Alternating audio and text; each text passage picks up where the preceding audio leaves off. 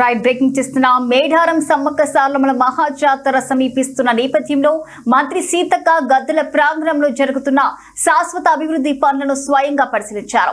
గద్దెల ప్రాంగణం, గిరిజన మ్యూజియం, చిలకలగుట్ట మరియు జంపన్నవాగు స్థానాల ఘట్టాల వద్ద జరుగుతున్న పనులను ఆమె తనిఖీ చేశారు. గద్దెలు మరియు ప్రాంగణ పునరుద్ధరణ పనులు దాదాపు 90% పూర్తయ్యాయని ఆమె తెలిపారు.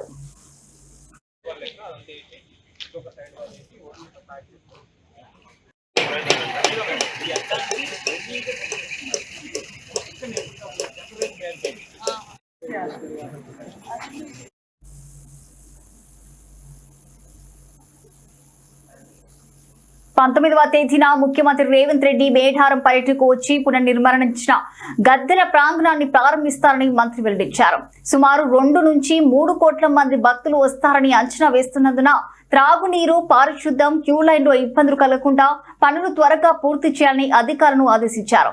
జాతర కోసం ప్రభుత్వం మొత్తం 260 కోట్లు కేటాయించగా అందులో 110 కోట్లు శాశ్వత నిర్మాణాల కోసం వేచిస్తున్నట్టు తెలిపారు.